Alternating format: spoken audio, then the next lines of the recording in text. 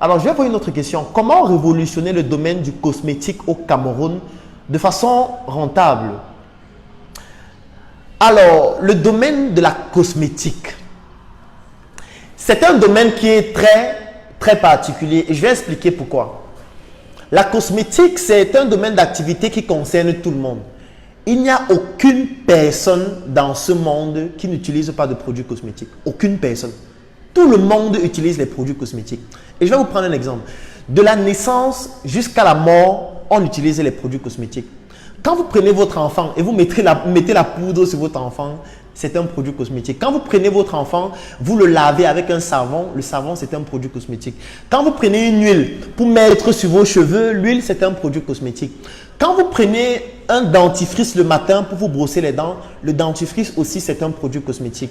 Quand vous finissez de vous habiller et que vous voulez sentir bon, vous prenez un parfum, vous mettez sur vous, ou alors vous prenez une eau qui a une très bonne odeur, vous mettez sur vous, c'est un produit cosmétique. Quand au soir, avant de vous coucher, vous prenez un sérum que vous allez utiliser peut-être sur votre visage ou sur une autre partie de votre corps parce que vous voulez que ça change de couleur, c'est un produit cosmétique. En fait, j'ai envie de dire que les produits cosmétiques font partie de notre vie. Que vous soyez un homme ou une femme, vous allez forcément, à un moment donné de votre vie, utiliser les produits cosmétiques. Les produits cosmétiques vont tellement loin qu'il y a même des produits cosmétiques qu'on utilise en fonction des moments de la journée. Vous allez parfois entendre parler des crèmes de jour, les crèmes de nuit. On va vous dire parfois qu'il y a certains produits cosmétiques qu'il faut utiliser à certains moments de la journée. Peut-être parce qu'il n'y a pas une influence du soleil. Parce que c'est un produit peut-être photosensible qui pourrait entraîner des réactions cutanées sur votre peau. En fait, ce qui se passe, c'est quoi? C'est que la cosmétique, c'est un domaine tellement pertinent parce que tout le monde utilise des produits cosmétiques. Au Cameroun, par exemple, une statistique de 2018 montre que le marché des produits cosmétiques représente pratiquement 150 milliards. Et ça, c'est un marché qui ne comporte même que les produits. Parce que si on prend en considération les intrants que nous importons ou que nous utilisons pour pouvoir fabriquer les produits cosmétiques, c'est énorme. C'est tellement énorme que ça devient donc une opportunité d'affaires pertinente parce que c'est en croissance. L'Afrique, c'est le continent où la croissance démographique est la plus exponentielle au monde. Et le Cameroun fait aussi partie de l'Afrique où il y a cette croissance exponentielle sur le plan démographique. Je vais vous dire par exemple quelque chose concernant le Cameroun. Au Cameroun, personne ne peut vous donner la statistique exacte du nombre d'enfants qui naissent chaque jour. Personne ne connaît cette statistique-là. Et c'est étrange.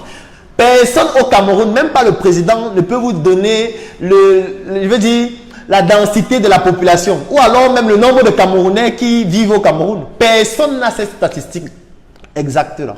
Pourquoi? C'est parce qu'on a un gros problème au niveau de la gestion statistique ou alors les statistiques que nous avons sont dépassées, je vais le dire ainsi. Et ça fait donc en sorte qu'on ne mesure même pas la vitesse à laquelle la démographie est en train d'exploser.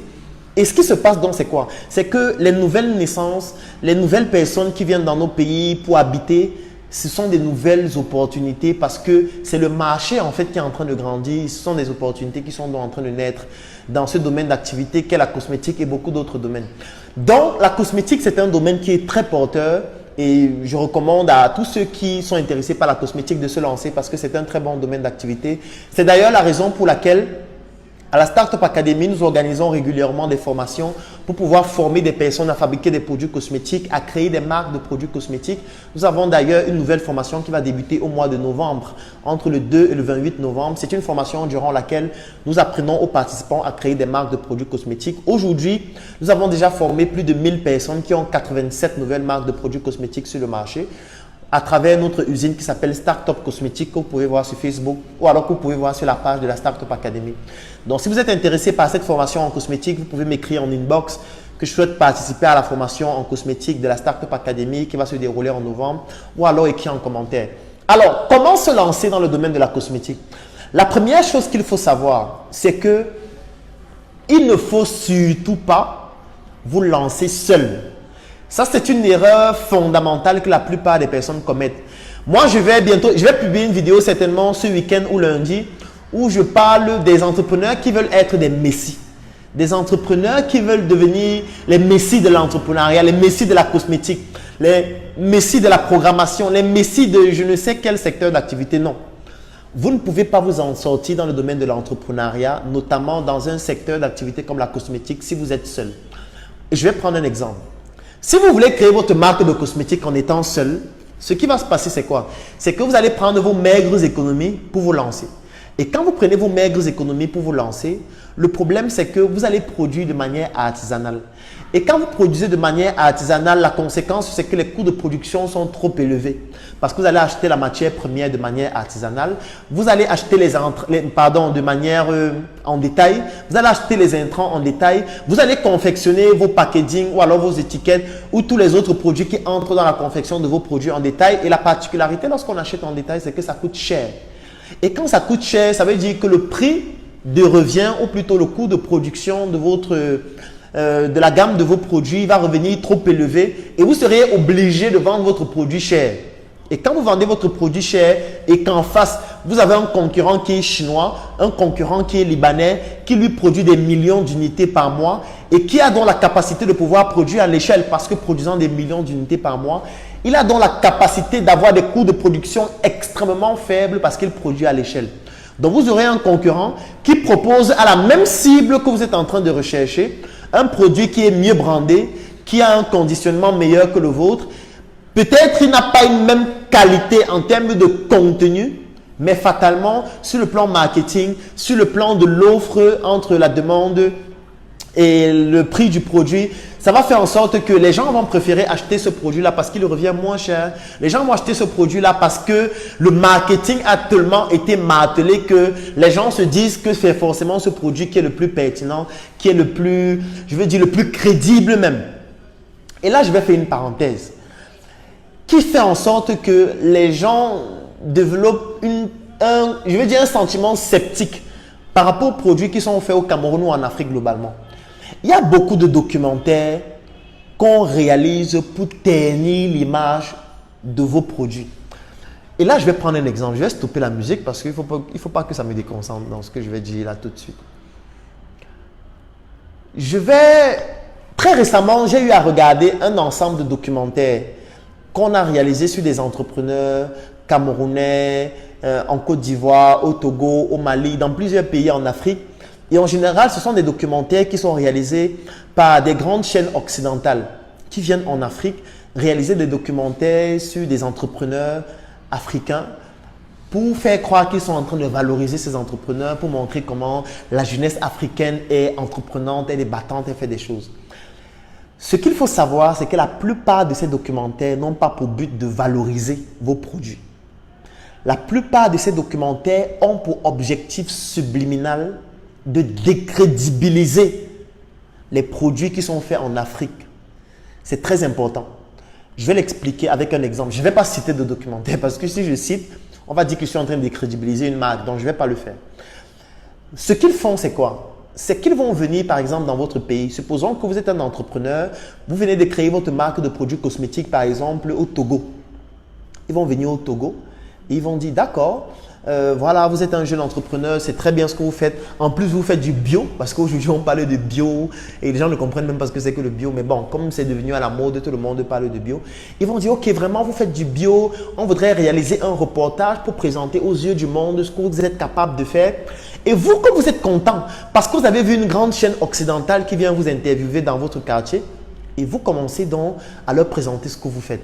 Vous leur montrez comment vous partez au marché, comment vous achetez les intrants. Vous leur parlez comment c'est difficile dans votre pays, comment l'État ne soutient pas. Vous leur montrez comment vous n'avez pas de financement, comment vous êtes en train de produire dans votre maison, comment vous travaillez avec vos frères et sœurs pour produire, comment vous n'avez même pas de machine et vous êtes en train de supplier pour que les gens qui peuvent vous soutenir puissent vous soutenir pour pouvoir acheter les machines, avoir une unité de production pour pouvoir le faire. Vous montrez comment vous utilisez des contenants d'une qualité vraiment qui laisse à désirer. Mais eux, ils sont en train de vous montrer que non, c'est rien, c'est normal. Vous êtes encore dans vos débuts. C'est normal que vous puissiez commencer comme ça. Avec le temps, ça va avancer. Et en plus, quand on va faire le reportage, les gens vont voir, les gens pourront vous soutenir. Ce qui se passe en réalité, c'est quoi? Ce qui se passe, c'est que ces reportages et ces documentaires ont pour but de décrédibiliser. Et ça, c'est très important. Et c'est un objectif subliminal. Parce que quand on va faire le reportage, oui, les gens vont vous écrire, oui, bravo, félicitations, oui, comment je peux faire pour intégrer ton projet, comment je peux même faire pour investir, oui, c'est vrai.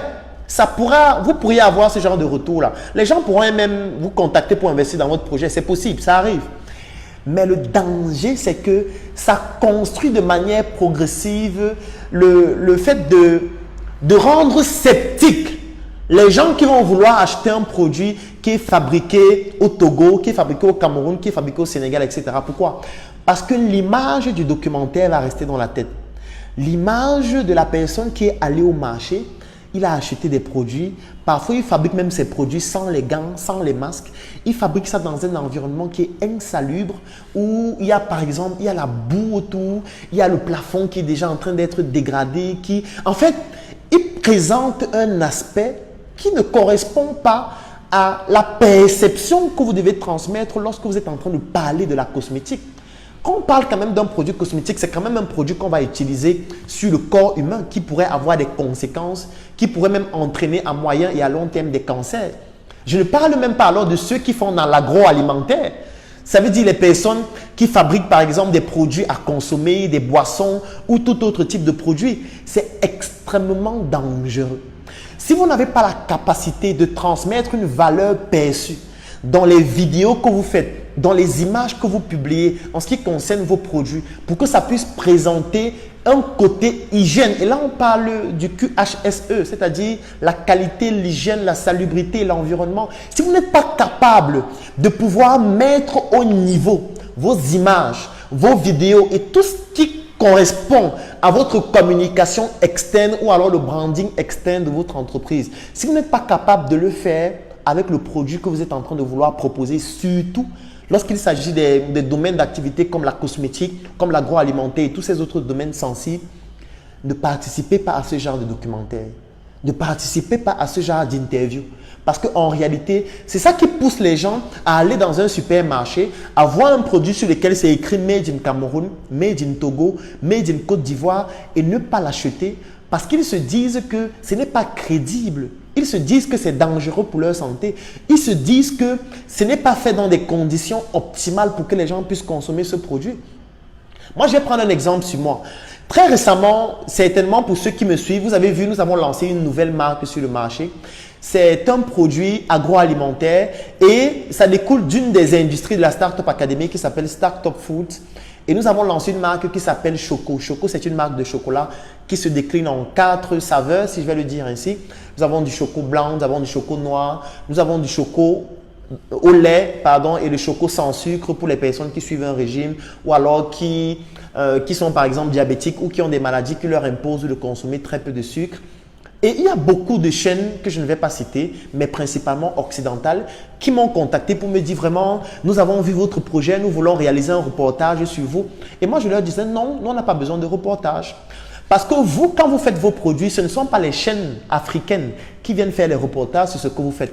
Vous-même, vous faites les propres reportages sur vos propres produits. Où vous sélectionnez exactement comment est-ce que vous allez communiquer dessus. Où vous montrez comment les gens sont au laboratoire, comment les gens ont les blouses blanches, comment les gens ont des masques, les gens sont en train d'utiliser des machines, comment les machines sont en train de confectionner les produits, de telle sorte que vraiment vous puissiez montrer la meilleure valeur perçue qui puisse exister afin de crédibiliser le produit. Vous faites des spots publicitaires très beaux, vous-même, de vos propres produits.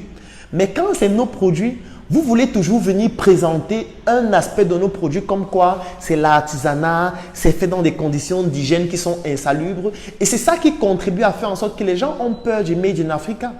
Quand vous dites que vous fabriquez un produit local, les gens se disent directement que c'est un mauvais produit. Les gens peuvent facilement dire que ça coûte cher, pourquoi ce n'est pas aussi moins cher. Mais quand ils vont entrer dans un supermarché, ils vont voir une marque de produits cosmétiques qui est fabriqué par un pays occidental, ça va coûter 15 000, 20 000 francs, 50 000 francs. Ils vont l'acheter en disant que non, c'est quand même telle marque, hein, ce n'est pas n'importe quel produit.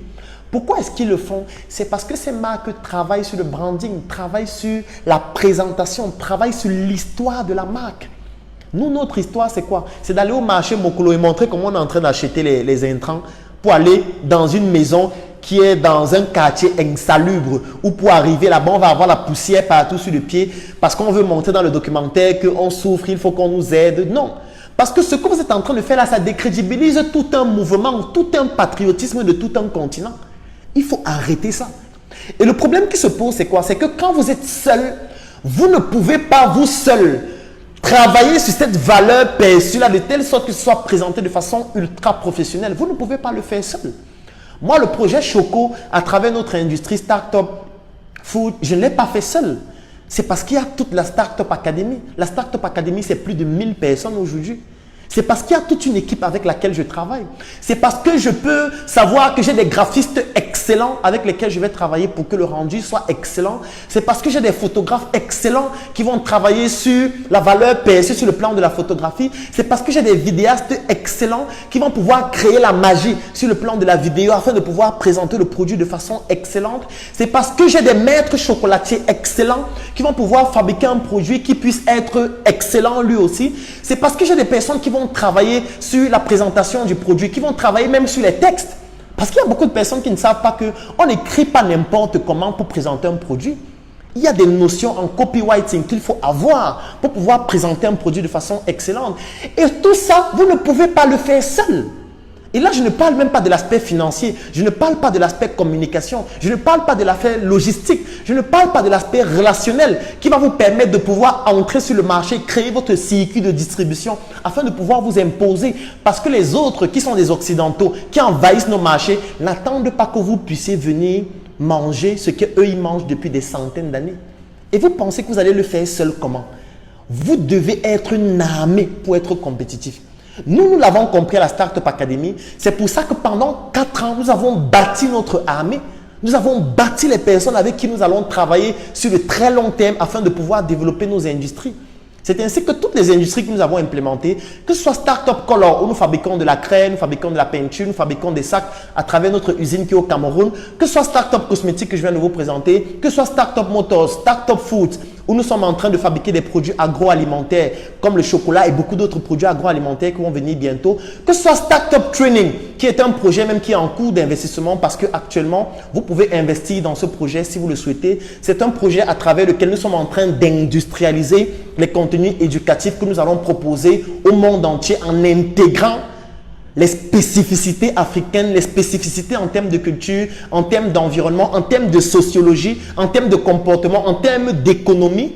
C'est de ça qu'il s'agit. Nous sommes en train d'industrialiser ces contenus-là afin de les proposer à travers le monde sur nos plateformes. Et là, c'est une autre industrie que nous sommes en train de créer et nous ne pouvons pas le faire seuls. C'est pour ça que nous avons sollicité des personnes pour que ces personnes puissent investir dans ce projet. C'est vrai que le délai d'investissement, il est très court parce que nous suspendons les investissements le 30 septembre de cette année. L'investissement minimal, c'est 100 000 francs. Pour être investisseur, il faut absolument être membre de Startup Academy.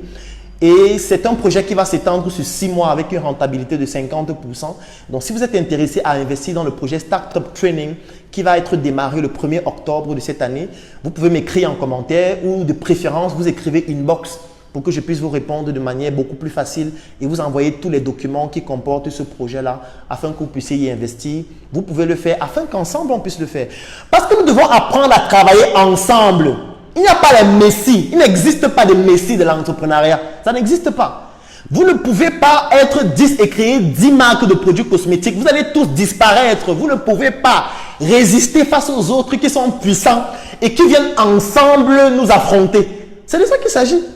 Les pays se mettent ensemble. Vous voulez créer vos marques de cosmétiques seuls avec vos 2 maigres millions que vous avez épargnés dans votre compte bancaire. Vous ne valez rien avec ça. Même si vous avez 10 millions, 50 millions, c'est très petit pour être compétitif. Et même si vous lancez avec 100 millions, vous ne pouvez pas le faire seul. Il faut toute une armée pour affronter une armée. Vous avez déjà vu une guerre où une personne va affronter une armée? Ce n'est que dans les dessins animés, dans les films, où quelqu'un seul va affronter une armée jusqu'à y gagner. Ça, c'est des balivernes. En entrepreneuriat, il faut développer votre lobbying. Il faut développer votre réseau pour aller affronter les autres réseaux. C'est comme ça que ça fonctionne. Donc, arrêtez de faire l'entrepreneuriat où vous voulez être seul. Où vous voulez créer votre marque seul. Vous voulez créer votre entreprise seul. Vous voulez être le sauveur de l'Afrique. L'Afrique n'a pas besoin de sauveurs. L'Afrique a besoin des personnes compétentes, ayant des compétences complémentaires, qui se mettent ensemble. Comme j'aime souvent le dire, nous sommes tous ignorants, mais pas des mêmes choses. Donc, nous avons le devoir de nous mettre ensemble, chacun en fonction de sa compétence, afin qu'ensemble, non seulement nous puissions être plus puissants sur le plan économique, plus puissants sur le plan de la logistique, plus puissants sur le plan du relationnel, plus puissants sur le plan du lobbying, afin que ce lobbying puisse même imposer au pouvoir politique de prendre certaines décisions qui vont dans le sens de notre avantage. Pourquoi vous allez toujours vouloir être seul? Moi, je vois des gens qui disent, j'ai créé ma marque de produits cosmétiques, j'ai créé ma marque de jus, j'ai créé ma marque de bonbons, j'ai créé ma marque de biscuits. Mais tu vas créer ta marque seule, tu es qui? Tu es qui pour créer ta marque seule? Tu ne dois pas le faire seul. Tu peux commencer seul, oui, je peux comprendre, tu peux commencer seul. Mais tu dois comprendre que tu ne peux jamais être compétitif en restant seul. Il est obligatoire, je dis bien obligatoire. Si l'objectif réellement c'est d'être compétitif, de se mettre avec les autres pour pouvoir être compétitif et de pouvoir gagner des parts de marché importantes. On va toujours se plaindre que les pouvoirs politiques ne nous accompagnent pas. Les pouvoirs politiques sont montés, descendus. Oui, je suis d'accord, il y a des voleurs qu'il faut buter sur la place publique. Ça, je suis d'accord. Je suis d'accord qu'il y a des gens qui sont des criminels. Je suis d'accord qu'il y a des gens qui nous dirigent, qui n'ont pas qualité, qui doivent être butés, peut-être demain, si possible. Mais ce n'est pas tout le monde qui est mauvais. Il y a des gens qui veulent aussi accompagner. Il y a des gens qui veulent aussi soutenir. Mais sauf que ces gens, parfois, se retrouvent dans une situation où, d'une part, il y a les étrangers qui ont un énorme lobbying avec beaucoup d'argent. Et d'autre part, il y a des gens qui sont 100, chacun a sa marque. Il y a des gens qui sont 1000, chacun veut être le Messie. Il y a des gens qui sont 500. Chacun dit que non, c'est moi le plus fort. Non, moi je suis de l'ouest. Non, moi je suis du centre. Non, moi je suis du sud. Je ne me mélange pas avec les autres. C'est des balivernes. Vous ne pouvez rien faire en étant seul. Ça, c'est la leçon qu'il faut retenir. Donc, pour répondre à cette question, c'est vrai que j'ai mis beaucoup de temps pour y répondre, mais ça va répondre aussi à plusieurs autres questions que les gens posent. Lorsque vous voulez vous lancer dans un secteur d'activité aussi stratégique que la cosmétique ou qu'importe le secteur d'activité dans lequel vous voulez vous lancer, sachez que vous ne pouvez pas le faire seul. Vous pouvez commencer seul, c'est possible, peut-être parce que vous n'avez pas encore pu trouver la bonne équation. Mais sachez que tant que vous n'allez pas former une armée de personnes pour pouvoir influencer l'environnement avec les produits que vous êtes en train de faire, ça ne fonctionnera jamais. Parce qu'au lieu d'avoir 10 personnes qui ont 10 marques de piment qu'elles vendent sur le marché, là je parle du fruit, parce qu'au Cameroun, quand on dit piment, ça peut signifier plusieurs choses. Quand vous êtes 10, au lieu d'avoir 10 marques, ce qui n'est pas pertinent, parce que ça vous divise et ça ne vous permet pas d'être compétitif, c'est mieux de vous mettre ensemble. De prendre vos maigres économies et de mettre ça ensemble pour que ça puisse former un capital un peu plus important. De prendre vous chacune des personnes qui intègrent le projet, vos relations et de mettre ça ensemble pour que ça vous crée un certain lobbying pour pouvoir déjà parler de votre produit, pour pouvoir facilement commercialiser vos produits. Ça vous permet de créer une seule marque où vous allez mettre votre argent pour pouvoir produire à l'échelle, pour pouvoir diminuer les coûts de production, pour pouvoir avoir de meilleurs conditionnements, de meilleurs packaging, une meilleure communication de manière professionnelle afin d'être compétitif et gagner des parts de marché beaucoup plus importantes. Parce que quand les autres nous voient en train de débattre sur Facebook, de débattre sur Dicalo, de débattre sur toutes ces plateformes en ligne et que les autres sont en train de combattre, non, moi je suis plus fort que toi, non, moi je suis l'entrepreneur qui a le plus d'audience, non, l'autre c'est un charlatan, non, l'autre là c'est un voleur. Quand ils nous voient faire ça, ils rigolent. Ils se disent, ces idiots n'ont rien compris. Et tant qu'ils vont faire ça, nous on va continuer de gagner de l'argent grâce à eux. Parce que tant qu'ils sont divisés, nous on est tranquille. Moi j'ai voulu que nous ne soyons plus dans le bavardage. Ça veut dire quoi? Ça veut dire que nous allons créer notre réseau de personnes influentes. Nous allons créer notre armée afin que cette armée puisse aller affronter les autres. Parce que l'entrepreneuriat et l'économie, c'est la guerre. Donc, vous ne pouvez pas partir en guerre contre les autres en étant seul. Vous partez seul en guerre avec le ndomondomo ou le fusil à eau. Et face à vous, vous avez une armée de personnes qui ont des drones, qui ont des chars de guerre, qui ont des hélicoptères. Vous ne pouvez rien faire. Vous ne pouvez rien faire. Développons aussi notre armée sur le plan économique, sur le plan intellectuel, sur le plan logistique, sur le plan relationnel, afin de devenir puissants. Et quand nous serions puissants ensemble, nous pourrions être compétitifs sur le plan africain et sur le plan mondial. C'est de ça qu'il s'agit.